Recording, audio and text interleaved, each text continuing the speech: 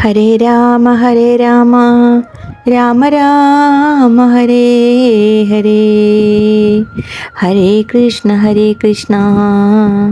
കൃഷ്ണ കൃഷ്ണ ഹരേ ഹരേ. പ്രവർഷണ പർവ്വതത്തിലെ ഗുഹയിൽ ഫലമൂലങ്ങൾ ആഹാരമായി കഴിച്ചുകൊണ്ട് രാമൻ ലക്ഷ്മണനോടുകൂടി താമസിച്ചു വന്നു. കാറ്റിൽ ചലിക്കുന്നവയും ജലം നിറഞ്ഞവയും ഇടിമിന്നലോട് കൂടിയവുമായ മേഘങ്ങൾ ആകാശത്തിലൂടെ നീങ്ങുന്നത് കണ്ടാൽ സ്വർണ്ണ ചങ്ങല അണിഞ്ഞ ആനകളാണോ എന്ന് തോന്നുമായിരുന്നു. പുതിയ പുല്ലു തിന്ന മൃഗങ്ങളും ധാന്യങ്ങൾ തിന്ന പക്ഷികളും വികസിച്ച കണ്ണുകളോടെ രാമനെ നോക്കി നിന്നു. പരമാത്മാവാണ് മനുഷ്യനായി രാമൻ എന്ന പേരിൽ സഞ്ചരിക്കുന്നതെന്ന് മനസ്സിലാക്കി സിദ്ധന്മാർ മൃഗങ്ങളുടെയും പക്ഷികളുടെയും രൂപങ്ങൾ സ്വീകരിച്ച് രാമനെ സേവിച്ചിരുന്നു. ഒരു ദിവസം രാമൻ ശാന്തനായി ഇരിക്കുകയായിരുന്നു.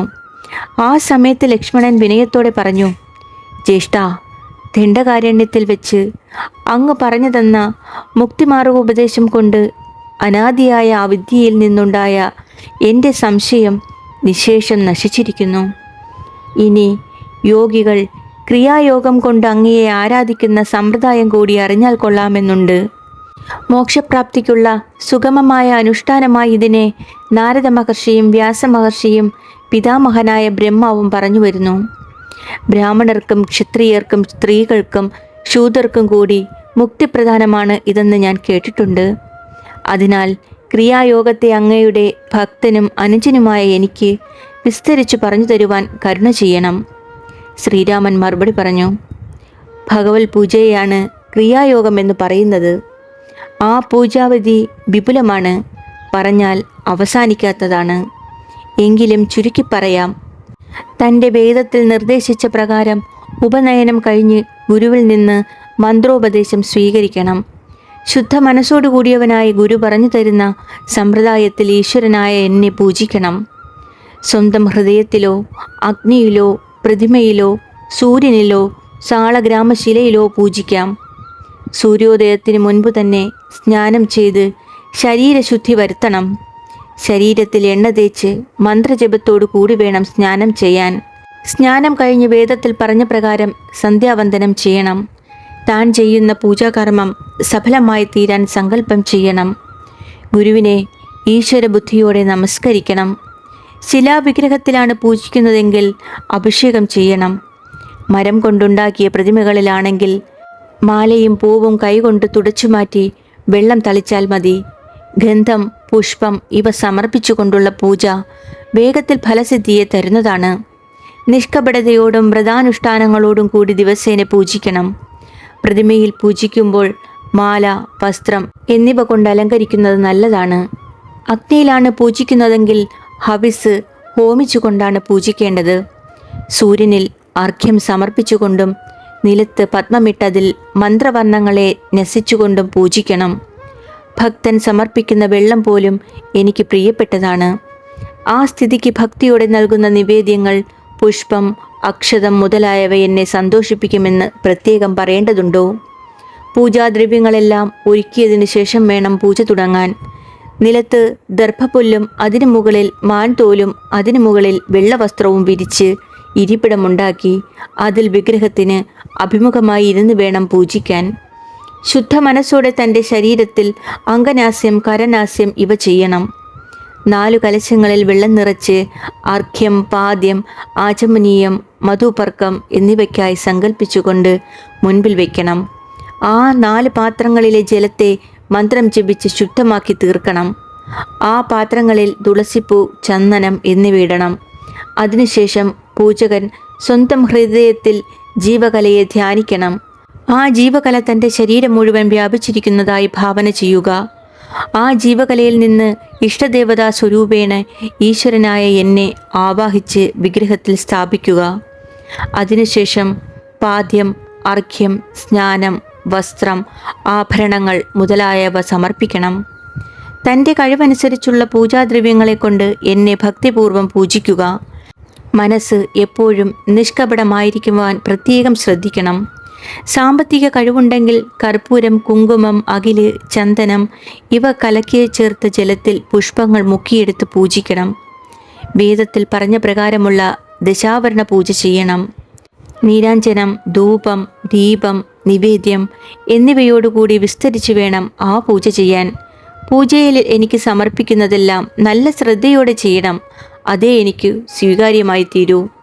അഗസ്ത്യ മഹർഷി നിർദ്ദേശപ്രകാരം കുണ്ഡം തയ്യാറാക്കി ഹോമവും ചെയ്യണം. പൂജയോട് ബന്ധപ്പെട്ടതാണ് ഹോമവും. മൂലമന്ത്രം ജപിച്ചുകൊണ്ടോ പുരുഷസൂക്ത മന്ത്രം കൊണ്ടോ വേണം ഹോമം ചെയ്യാൻ.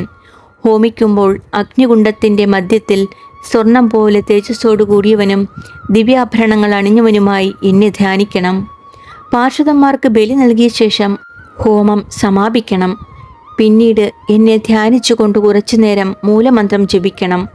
അനന്തരം ഇഷ്ടദേവതയായ എനിക്ക് താംബൂലം സമർപ്പിക്കണം. ഈശ്വരപ്രീതിക്കായി നൃത്തം, പാട്ട്, സ്തുതി, പാരായണം എന്നിവ നടത്തിക്കണം. ഹൃദയത്തിൽ എന്നെ ധ്യാനിച്ചുകൊണ്ട് വിഗ്രഹത്തിന് മുൻപിൽ ദണ്ഡനമസ്കാരം ചെയ്യണം. ഈശ്വരനായ ഞാൻ തന്നെ പ്രസാദമായി കണക്കാക്കി വിഗ്രഹത്തിൻ്റെ പാദങ്ങളിൽ നിന്ന് പുഷ്പമെടുത്ത് ശിരസിൽ ധരിക്കുക. വിഗ്രഹസ്വരൂപിയായ ഭഗവാന്റെ 2 പാദങ്ങളും പിടിച്ച് നമസ്കരിച്ച് എന്നെ ഭയങ്കരമായ ഈ സംസാരത്തിൽ നിന്ന് മോചിപ്പിക്കണേ എന്ന് പ്രാർത്ഥിക്കുക. അതിനുശേഷം ഉദ്വാസനം ചെയ്യുക. പൂജയുടെ ആരംഭത്തിൽ ഹൃദയത്തിലെ ജീവകലയിൽ നിന്ന് ആവാഹിച്ച് വിഗ്രഹത്തിൽ പ്രതിഷ്ഠിച്ച ചൈതന്യം തന്നിൽ തന്നെ വന്ന് ലയിക്കുന്നതായി ഭാവന ചെയ്യലാണ് ഉദ്വാസനം. ഇപ്രകാരം എന്നെ ഭക്തിയോടെ ദിവസേന പൂജിക്കുന്നവന് ഈ ലോകത്തിലും പരലോകത്തിലുമുള്ള അഭീഷ്ടങ്ങളെല്ലാം സാധിക്കും. ഇങ്ങനെ ദിവസം തോറും വർദ്ധിച്ചു വരുന്ന ഭക്തിയോടെ എന്നെ പൂജിക്കുന്ന ഭക്തൻ എൻ്റെ സാരൂപ്യമുക്തിയും പ്രാപിക്കും. ലക്ഷ്മണ, ഇങ്ങനെ അത്യന്ത രഹസ്യവും പരമപാവനവുമായ പൂജാവിധിയെ ഞാൻ നിനക്ക് ഉപദേശിച്ചു തന്നു. ഇതിനെ ദിവസേന കേൾക്കുകയോ പഠിക്കുകയോ ചെയ്യുന്നവൻ എല്ലാ പൂജകളുടെയും ഫലം പ്രാപിക്കും. തീർച്ച. ഇപ്രകാരം പരമാത്മാവായ രാമൻ തൻ്റെ അംശവും ഭക്തനുമായ ലക്ഷ്മണന് ഉത്തമമായ ക്രിയായോഗം ഉപദേശിച്ചു കൊടുത്തു. പിന്നീട് രാമൻ പ്രാകൃത മനുഷ്യനെപ്പോലെ സീതാവിരഹ ദുഃഖം കൊണ്ട് ഉറക്കം പോലുമില്ലാതെ കരഞ്ഞുകൊണ്ട് കഴിഞ്ഞു. ഇതിനിടയിൽ ഒരു ദിവസം കിഷ്കിന്ധയിൽ ഹനുമാൻ മറ്റാരും കേൾക്കാതെ സുഗ്രീവനോട് പറഞ്ഞു: രാജാവേ, ഞാൻ പറയുന്നത് ശ്രദ്ധിച്ചു കേൾക്കൂ. അങ്ങയുടെ നന്മയ്ക്കാണ് പറയുന്നത്. ശ്രീരാമൻ അങ്ങയ്ക്ക് ഏറ്റവും വലിയ ഉപകാരമാണ് ചെയ്തത്. നന്ദിയില്ലാത്തവനെ പോലെ അങ്ങ് അത് തീരെ മറന്ന മാതിരി തോന്നുന്നു. പരാക്രമം കൊണ്ട് 3 ലോകങ്ങളിലും പ്രസിദ്ധനായ ബാലിയെ രാമൻ കൊന്നത് അങ്ങയ്ക്ക് വേണ്ടിയാണ്. അങ്ങയ്ക്ക് വാനര രാജാവാകാൻ കഴിഞ്ഞതും ദുർലഭയായ താരയെ ലഭിച്ചതുമെല്ലാം രാമൻ്റെ കാരുണ്യം കൊണ്ടാണ്. രാമൻ ഇപ്പോൾ പ്രവർഷണ പർവ്വതത്തിൽ അങ്ങയുടെ വരവും കാത്ത് താമസിക്കുകയാണ്. അങ്ങ് വാനര സ്വഭാവത്തെ അവലംബിച്ച് സ്ത്രീസക്തനായി മഴക്കാലം കഴിഞ്ഞതുപോലും അറിയാതെ സുഖമായി കഴിഞ്ഞുകൂടുകയാണ്. സീതയെ അന്വേഷിച്ച് കണ്ടുപിടിക്കാമെന്നങ്ങ് രാമനോട് പ്രതിജ്ഞ ചെയ്തവനാണ്. അതിനെപ്പറ്റി അങ്ങയ്ക്ക് ഓർമ്മയുള്ളതായി പോലും തോന്നുന്നില്ല. ചെയ്യാമെന്ന് പറഞ്ഞിട്ട് സീതാന്വേഷണം ചെയ്തില്ലെങ്കിൽ ബാലിയെപ്പോലെ അങ്ങും കൊല്ലപ്പെടും. ഹനുമാൻ ഇങ്ങനെ പറഞ്ഞത് കേട്ട് സുഗ്രീവൻ വല്ലാതെ ഭയപ്പെട്ടു. ഹനുമാനോട് പറഞ്ഞു: അങ്ങ് പറഞ്ഞത് സത്യമാണ്. ഇപ്പോൾ തന്നെ ഭൂമിയിൽ എല്ലായിടത്തുമുള്ള വാനരന്മാരെ കൂട്ടിക്കൊണ്ടുവരാനായി 10,000 ദൂതന്മാരെ എല്ലാ ദിക്കിലേക്കും പറഞ്ഞയക്കൂ. 7 ദ്വീപുകളിലും വനങ്ങളിലും പർവ്വതങ്ങളിലും താമസിക്കുന്ന വാനരന്മാരെല്ലാം 15 ദിവസത്തിനകം ഇവിടെ വന്നു ചേരുവാൻ. വരാൻ താമസിക്കുന്നവർക്ക് ഞാൻ മരണശിക്ഷ നൽകും. ഇങ്ങനെ പറഞ്ഞ് സുഗ്രീവൻ അന്തപുരത്തിലേക്ക് പോയി. സുഗ്രീവാജ്ഞ അനുസരിച്ച് ഹനുമാൻ ശക്തരായ വാനരദൂതന്മാരെ എല്ലാ ദിക്കുകളിലും പറഞ്ഞയച്ചു. ശരത്കാലം ആരംഭിച്ചു കഴിഞ്ഞു. ഒരു ദിവസം ശ്രീരാമൻ പ്രവർഷണ പർവ്വതത്തിലെ ഗുഹയുടെ മുൻപിലിരിക്കുകയായിരുന്നു. നേരം സന്ധ്യയായി.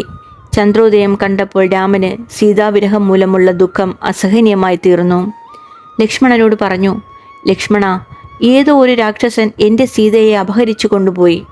അവൾ ജീവിച്ചിരിക്കുന്നുണ്ടോ അതോ മരിച്ചുപോയോ എന്ന് പോലും അറിയാൻ കഴിയുന്നില്ലല്ലോ. സീത ജീവിച്ചിരിക്കുന്ന വിവരം ആരെങ്കിലും എന്നോട് പറയുകയാണെങ്കിൽ അവൻ എനിക്ക് ഏറ്റവും പ്രിയപ്പെട്ടവനാണ്. പതിവ്രത രത്നമായ അവൾ എവിടെയെങ്കിലും ജീവിച്ചിരിക്കുന്ന വിവരം അറിഞ്ഞാൽ പാലാഴിയിൽ നിന്ന് അമൃതെന്ന പോലെ ഞാൻ പൗരുഷം കൊണ്ട് അവളെ വീണ്ടു കൊണ്ടുവരുന്നുണ്ട്.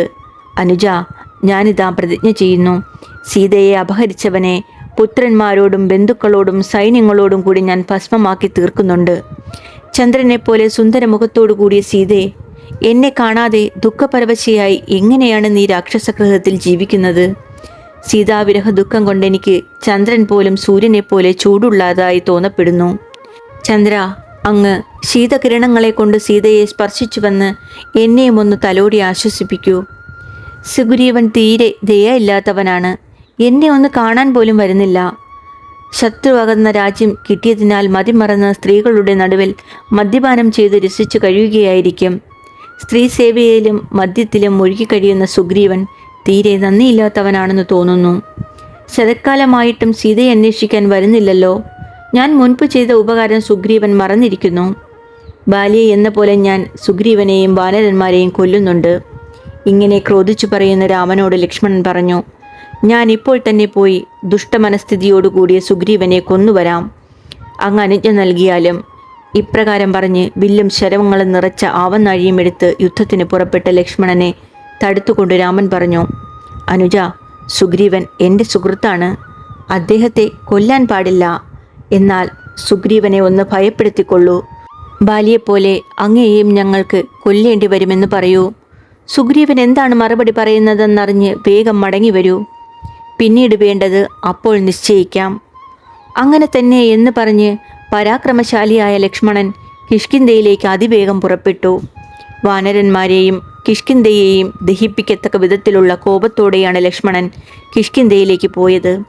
ശ്രീരാമൻ സർവജ്ഞനാണ്. അനുഭവസ്വരൂപേണെ മാത്രം അറിയാൻ കഴിയുന്ന ആത്മാവാണ്. അങ്ങനെയാണെങ്കിലും അവിടുന്ന് വെറും പ്രാകൃതനെ പോലെ സീതയെ വിചാരിച്ചു കരഞ്ഞു. ബുദ്ധി, മനസ്സ്, ഇന്ദ്രിയങ്ങൾ, ശരീരം ഇവയെല്ലാം മായയിൽ നിന്നുണ്ടായവയാണ്. ഇവയ്ക്കെല്ലാം സാക്ഷിയും രാഗം, ദോഷം എന്നീ വികാരങ്ങളൊന്നും ഇല്ലാത്തവനുമായ രാമന് വിരഹദുഃഖം എങ്ങനെ ഉണ്ടാവാനാണ്? ഭൂമിയുടെ ഭാരം നശിപ്പിക്കാനായി ബ്രഹ്മദേവൻ അപേക്ഷിച്ചതനുസരിച്ചും പൂർവജന്മത്തിൽ ദശരഥൻ ചെയ്ത തപസ്സിന്റെ ഫലം നൽകി അനുഗ്രഹിക്കാനുമായിട്ടാണ് പരമാത്മാവായ ഭഗവാൻ മനുഷ്യരൂപത്തിൽ അവതരിച്ചിരിക്കുന്നത്. ലോകത്തിലെ ജനങ്ങൾ മിക്കവരും മായ കൊണ്ട് മയങ്ങിയവരാണ്. അജ്ഞാനമാണ് അതിനു കാരണം. ജ്ഞാനം കൊണ്ടേ അജ്ഞാനം നശിക്കൂ. ഭഗവത് ഭക്തി കൊണ്ട് ശുദ്ധമായി തീർന്ന മനസ്സിലെ ജ്ഞാനം പ്രകാശിക്കൂ. രാമായണ കഥ കേൾക്കുന്നവർക്ക് വേഗത്തിൽ ഭക്തിയുണ്ടാവും. ആ കഥ ലോകത്തിൽ പ്രചരിപ്പിക്കാനായിട്ടാണ് ഭഗവാൻ മനുഷ്യനായി അവതരിച്ചിരിക്കുന്നത്. ആഗ്രഹം, ക്രോധം, അവിവേകം മുതലായവയെല്ലാം മാനുഷ്യ വികാരങ്ങളാണല്ലോ. അവയെല്ലാം തനിക്കുള്ളതുപോലെ അതാത് കാലത്ത് അഭിനയിച്ച് ഭഗവാൻ താനും ഒരു സാധാരണ മനുഷ്യനാണെന്ന് തോന്നിപ്പിച്ച് ലോകത്തെ മയക്കുകയാണ്. സത്വം, രജസ്, തമസ് എന്നീ 3 ഗുണങ്ങൾക്കും അതീതനായ ഭഗവാൻ ഈ 3 ഗുണങ്ങളോട് കൂടിയവനെ പോലെ തോന്നപ്പെടുകയാണ്. അവിടുന്ന് ജ്ഞാനസ്വരൂപനാണ്. ജ്ഞാനമാകുന്ന ശക്തിയോട് കൂടിയവനാണ്. സത്വാദി ഗുണങ്ങളോട് ബന്ധപ്പെടാത്തവനാണ്. ആകാശം ഒന്നിനാലും മലിനപ്പെടാത്തതുപോലെ രാമൻ കാമം, ക്രോധം മുതലായ വികാരങ്ങൾ ലേശം പോലും ബാധിക്കാത്തവനാണ്. ശ്രീരാമന്റെ വാസ്തവ സ്വരൂപം അപൂർവം ചില മഹർഷിമാരും ജനകൻ മുതലായ രാജമഹർഷിമാരും ഭക്തി കൊണ്ട് മനസ്സ് നിർമ്മലമായി തീർന്ന സാധുക്കളും മാത്രമേ അറിയുന്നുള്ളൂ. ഭക്തരുടെ മനോഭാവം അനുസരിച്ചാണ് ഭഗവാൻ അവതരിക്കുന്നതും ഓരോരോ ലീലകൾ ചെയ്യുന്നതും. ലക്ഷ്മണൻ കിഷ്കിന്ധയുടെ ഗോപുരത്തിൽ ചെന്ന് ഉച്ചത്തിൽ ഒരു ചെറു ഞാണലി മുഴക്കി. അതു കേട്ട വാനരന്മാരെല്ലാം ഞെട്ടിപ്പോയി. ചില വാനരന്മാർ കിലുകിലെ ശബ്ദം പുറപ്പെടുവിച്ചുകൊണ്ട് വലിയ പാറക്കല്ലുകളും എടുത്ത് കോട്ടമതിലിൽ കയറി യുദ്ധത്തിനു തയ്യാറായി നിന്നു. അത് കണ്ടപ്പോൾ ക്രോധം കൊണ്ട് മതിമറന്ന ലക്ഷ്മണൻ വാനരന്മാരൻ മുഴുവൻ സംഹരിക്കാൻ നിശ്ചയിച്ച് വില്ലെടുത്തു. അപ്പോഴേക്കും അംഗദൻ അവിടെ എത്തി. കോട്ടയ്ക്ക് മുകളിൽ നിന്നിരുന്ന വാനരന്മാരെ തടുത്തു. വേഗം ലക്ഷ്മണന്റെ മുൻപിൽ വന്ന് നമസ്കരിച്ചു. അംഗദനെ മാറോട് ചേർത്ത് ആലിംഗനം ചെയ്തുകൊണ്ട് ലക്ഷ്മണൻ പറഞ്ഞു, വത്സ, ക്രോധം തന്നെ സ്വരൂപം സ്വീകരിച്ച രാമൻ പറഞ്ഞയച്ചതനുസരിച്ച് ഞാൻ വന്നിരിക്കുന്നു എന്ന വിവരം വേഗം ചെറിയച്ഛനോട് പറയൂ. അങ്ങനെയാവാം എന്ന് പറഞ്ഞ അംഗദൻ സുഗ്രീവന്റെ മുൻപിലെത്തി. ക്രോധത്താൽ ജ്വലിച്ചുകൊണ്ട് ലക്ഷ്മണൻ ഗോപുരത്തിൽ നിൽക്കുന്നു എന്ന് പറഞ്ഞു. അത് കേട്ട് പരിഭ്രമിച്ച സുഗ്രീവൻ മന്ത്രിമാരിൽ പ്രധാനിയായ ഹനുമാനെ വിളിച്ചു പറഞ്ഞു, അങ്ങ് അംഗദനോടൊന്നിച്ച് വിനയാദിനായി ലക്ഷ്മണന്റെ സമീപത്ത് ചെല്ലൂ. കോപിച്ചിരിക്കുന്ന അദ്ദേഹത്തെ അനുനയിപ്പിച്ച് ആദരവോടെ കൂട്ടിക്കൊണ്ടുവരൂ. ഇങ്ങനെ ഹനുമാനെ പറഞ്ഞയച്ച ശേഷം സുഗ്രീവൻ താരയോട് പറഞ്ഞു, ഭവതി ചെന്ന് നല്ല വാക്കുകൾ പറഞ്ഞ് കോപം ശമിപ്പിച്ച് ലക്ഷ്മണനെ സ്വീകരിച്ചു കൊണ്ടുവരൂ. ശരിയെന്ന് പറഞ്ഞ് താര 2ാമത്തെ ഗോപുരത്തിന് സമീപത്തേക്ക് പുറപ്പെട്ടു. ഹനുമാൻ അംഗദനോടൊന്നിച്ചു ചെന്ന് ഭക്തിയോടെ ലക്ഷ്മണനെ നമസ്കരിച്ചു, സ്വാഗതം പറഞ്ഞ് സ്വീകരിച്ചു. വരൂ ലക്ഷ്മണ, ഇതങ്ങയുടെ സ്വന്തം ഗൃഹമാണ്, സംശയം വേണ്ട. അന്തപുരത്തിൽ വന്നു രാജപത്നിയെയും സുഗ്രീവനെയും കണ്ടതിനു ശേഷം അങ്ങ് കൽപ്പിക്കുന്നതെന്തും ഞങ്ങൾ ചെയ്യാൻ തയ്യാറാണ്. ഇങ്ങനെ പറഞ്ഞ് ഹനുമാൻ ലക്ഷ്മണന്റെ കൈയും പിടിച്ച് രാജഗൃഹത്തിലേക്ക് കൂട്ടിക്കൊണ്ടുപോയി. വഴിനീളെ വാനരന്മാരുടെ ഗൃഹങ്ങൾ കണ്ടുകൊണ്ട് ലക്ഷ്മണൻ സുഗ്രീവന്റെ രാജധാനിക്ക് മുൻപിലെത്തി. സ്വർഗലോകത്തെ പോലെ സമ്പൽ സമൃദ്ധമായിരുന്നു ആ കൊട്ടാരം. അരമനയിലേക്ക് പ്രവേശിക്കുന്ന ഗോപുരദൂരത്തിൽ സുന്ദരിയായ താര സർവാഭരണ ഭൂഷിതയായി നിന്നിരുന്നു. ലക്ഷ്മണനെ നമസ്കരിച്ച് താര പുഞ്ചിരിയോടെ പറഞ്ഞു, അനുജ, അങ്ങയ്ക്ക് മംഗളം ആശംസിക്കുന്നു. അങ്ങ് നല്ലവനല്ലേ, ഭക്തവത്സലനല്ലേ? അങ്ങയുടെ ദാസനും ഭക്തനുമായ വാനര രാജാവിനോട് എന്തിനാണ് കോപിക്കുന്നത്? സുഗ്രീവൻ വളരെ കാലമായി ദുഃഖം മാത്രം അനുഭവിച്ചു കഴിഞ്ഞവരാണ്. ഈയിടെയാണ് അദ്ദേഹത്തെ ദുഃഖത്തിൽ നിന്നും രാമൻ മോചിപ്പിച്ചത്. അദ്ദേഹം കുറച്ച് ഭൗതിക സുഖങ്ങളിൽ മുഴുകിപ്പോയി. അതാണ് രാമനെ സേവിക്കാനായി 4 മാസമായിട്ടും വരാഞ്ഞത്. നാനാദേശത്തു നിന്നും ശക്തന്മാരായ ആയിരക്കണക്കിന് വാനരന്മാർ ഇവിടേക്ക് വന്നുകൊണ്ടിരിക്കുന്നുണ്ട്. എല്ലാ വാനരന്മാരെയും കൂട്ടിക്കൊണ്ടുവരാനായി 10,000 വാനരഭടന്മാരെ നാനാ ദിക്കുകളിലേക്കും പറഞ്ഞയച്ചിട്ടുണ്ട്. എല്ലാ വാനരസേനകളോടും കൂടി നിങ്ങളോട് ഒന്നിച്ചു വന്ന് സുഗ്രീവൻ രാവണനെയും രാക്ഷസന്മാരെയും നിഗ്രഹിക്കും. ഇപ്പോൾ തന്നെ അങ്ങയോടൊന്നിച്ച് സുഗ്രീവൻ രാമന്റെ സന്നിധിയിലേക്ക് വരും. അന്തപുരത്തിൽ വന്ന് പത്നി സമേതനായ സുഗ്രീവനെ കാണൂ. അദ്ദേഹത്തിന് അഭയം കൊടുത്ത് ഒന്നിച്ചു കൂട്ടിക്കൊണ്ടുപോയിക്കോളൂ.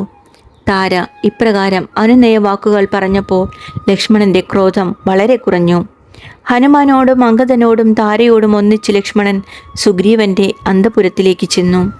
സുഗ്രീവൻ പത്നിയായ രുമയെ ആലിംഗനം ചെയ്തുകൊണ്ട് കട്ടിലിൽ ഇരിക്കുകയായിരുന്നു. ലക്ഷ്മണനെ കണ്ടപ്പോൾ അദ്ദേഹം ഭയപ്പെട്ട് മേൽപോട്ടൊരു ചാട്ടം ചാടി. സുഗ്രീവൻ മദ്യപാനം കൊണ്ട് മത്തനായിരുന്നു. അദ്ദേഹത്തിൻ്റെ കണ്ണുകൾ ചുവന്നു തുടുത്തിരുന്നു. സുഗ്രീവനെ ആ നിലയിൽ കണ്ടപ്പോൾ ലക്ഷ്മണന് കോപം ഇരട്ടിച്ചു. ലക്ഷ്മണൻ പറഞ്ഞു, ദുരാചാര, നീ രാമനെ മറന്നുവല്ലേ? ബാലിയെ കൊന്ന ബാണം നിന്നെ കാത്തിരിക്കുന്നുണ്ട്. നീയും എന്നാൽ കൊല്ലപ്പെട്ട് ബാലി പോയ വഴിക്ക് പോകും.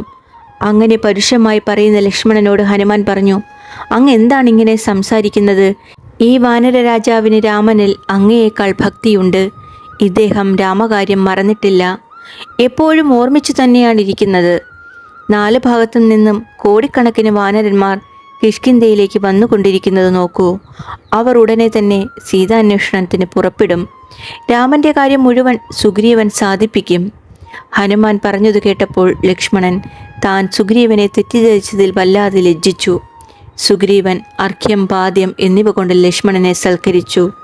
ലക്ഷ്മണനെ ആലിംഗനം ചെയ്തുകൊണ്ട് സുഗ്രീവൻ പറഞ്ഞു, ഞാൻ രാമന്റെ ദാസനാണ്, രാമനാൽ രക്ഷിക്കപ്പെടുന്നവനാണ്. രാമൻ സ്വന്തം തേജസ്സുകൊണ്ട് തന്നെ 3 ലോകങ്ങളെയും ജയിക്കാൻ ശക്തനാണ്. ഞാൻ വാനരന്മാരോടൊന്നിച്ച് അദ്ദേഹത്തെ സഹായിക്കാമെന്ന് മാത്രം. സുഗ്രീവന്റെ സ്നേഹത്തിന് മുൻപിൽ ലജ്ജിതനായ ലക്ഷ്മണൻ പറഞ്ഞു, ഞാൻ പരുഷമായി പറഞ്ഞത് സ്നേഹാധിക്യത്താലാണെന്ന് കരുതി അങ്ങ് സദയം ക്ഷമിക്കണം. നമുക്ക് ഇപ്പോൾ തന്നെ രാമന്റെ സമീപത്തേക്ക് പോകാം. സീതാവിരഹത്താൽ അത്യധികം ദുഃഖിതനായിട്ടാണ് അദ്ദേഹം പർവ്വതത്തിൽ കഴിയുന്നത്.